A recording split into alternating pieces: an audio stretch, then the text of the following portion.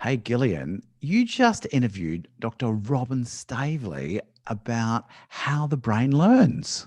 I did. And it was so good because Robin's just finished her PhD in exactly this area and using neuroscience and how that impacts teaching, our teaching philosophies and how we go about that. So it was really, really fantastic. She's gorgeous as well. Very easy to talk to. And that interview will be on Q&A this week. And that sort of it really forms the basis of our accelerated learning 5-day teaching challenge, which is going to be starting on the 1st of March. It's free and it's an opportunity for you to use some of the strategies that we use in whole body learning in your teaching. And you can find out how to use them from early beginners right through to all ages. Yeah, so it's about accelerated learning and how do we accelerate learning? Because that's what this the show is on Thursday with Robin is all about being really clever and we know so much more than anybody knew back in the 1800s and the 1920s, the 1950s and when we started learning. There's just been so much research done into how we learn and how we can use this information to help our students learn that hey, we got to embrace it.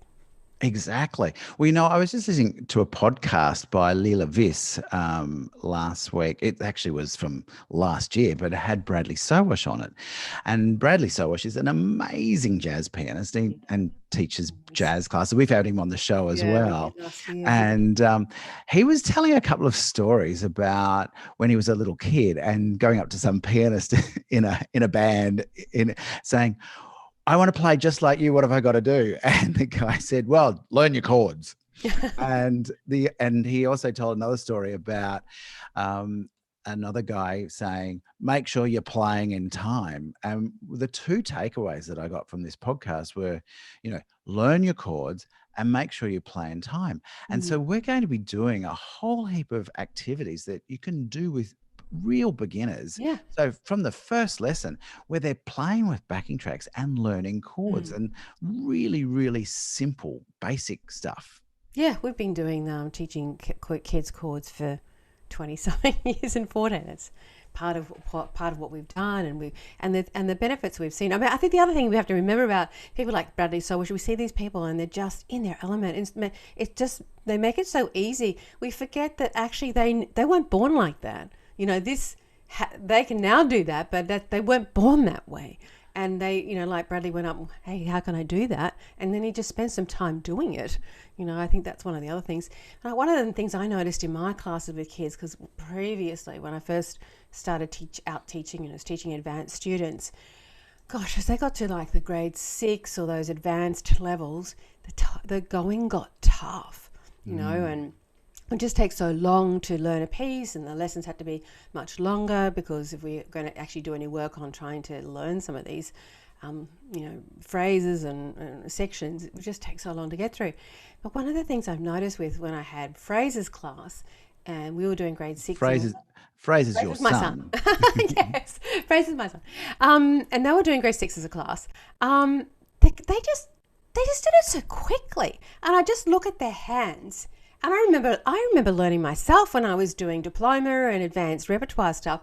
I was just playing every single note as a single unit, but I was looking at these kids' hands and they just knew where to go. Their hands just formed these shapes. And I put it down to, and I'm thinking, oh wow, that is actually a first inversion shape.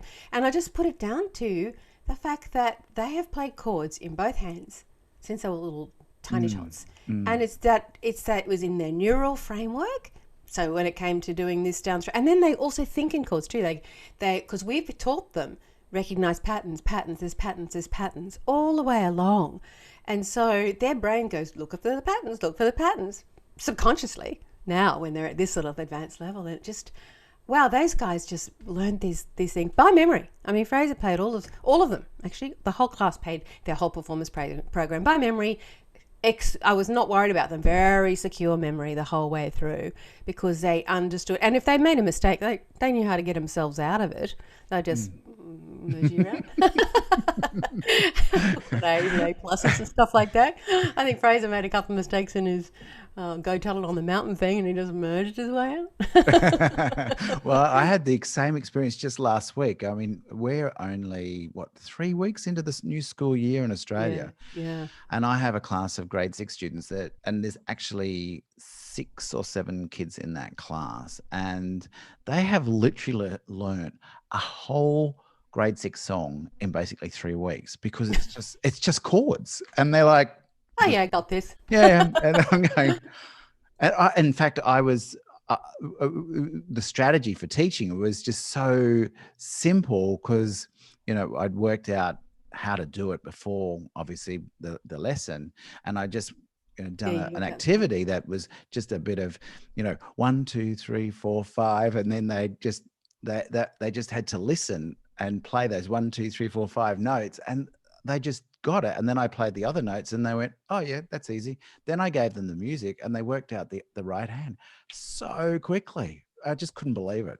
Yeah, but it starts right in the beginning, doesn't it? It starts as soon as you can start with them. So, if you can start this process, of course, with any age group and Mm. any level of experience. But you start these children off when they're little ones or just starting out, and you teach them these frameworks and to recognize those patterns and to play within the whole of a backing track. We teach the fragments. We do, and we talked about this Mm. quite a lot with fragment learning. And you learn one little fragment, learn it perfectly, learn it with the staccato, the legato, exactly the right fingers, both hands together, blah blah blah. And then you put that little fragment into the whole. The music comes alive, and Oh, then they also understand how the context of everything as well. absolutely. And especially with backing tracks, when you're using a backing track, I've just found that the kids just they can hear it. But what's amazing, I think what the parents love is that my older kids, not the primary school age kids, but the kids who are like tweens and teens, so the sort of 11, 12, 13, 14 year olds, they're going to YouTube and they're working out all these songs. And the parents are going, how do they do that?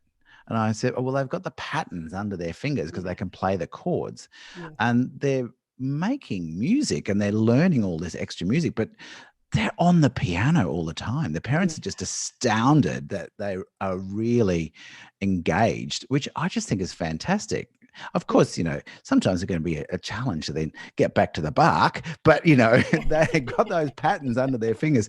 And if you've got a good backing track to play along with, it makes it more fun and they're happier Oh, to do that's it. right. But what you've done is, what they've got there is they're able to utilize this information that they've learnt and apply it to something that's meaningful to them, a piece, a Mm, pop song or what have you. And really, if we're going to sustain our students, they have to do something that's meaningful to them, particularly in that like 12, 13, that kind of age group. The 8 and 9 year olds don't care so much usually, but they need all those little frameworks under their belt by the time they get there, and then they can do that. And that's what the mm. parents want. The parents just want them to enjoy it. Very few of them want them to go on to be concert pianists. They're just happy. In fact, most parents, I think, don't want them to get on to concert pianists. They just want them to enjoy music and to have it as part of their life. Well, and there's so many benefits. I mean, we've interviewed Dr. Anita Collins a number of times. We're both bigger, better brain educators. Yes. And so we know that, kids who learn music, and we should be telling parents this, I'm telling these parents all the time this, that kids that learn music through their high school actually do better at school and they've got an outlet, a creative outlet. And I've got a great story back last century when I was teaching. I taught a girl from Last century. Oh my God, it wasn't it? 1989 through to 1999, and her mum, who was a doctor, this kid going to become a doctor, and her mum said to me, "Oh, thank God for the piano because the piano gets it and we don't." I, It's an outlet for her. and I just, and I think they were doing seventh or eighth grade by that Mm, stage, and they were enjoying it, yeah. but they were really using it as an outlet as well, and a Yeah. creative outlet. Well, my son uses his piano as an outlet. He were very much in his later years in high school and certainly in his uni years. So he's still in uni, but those early years, he will go and do some study, go to the piano, go and do the study, go to the piano. Cycles between the piano and the study, Mm, piano study. And I think it allows his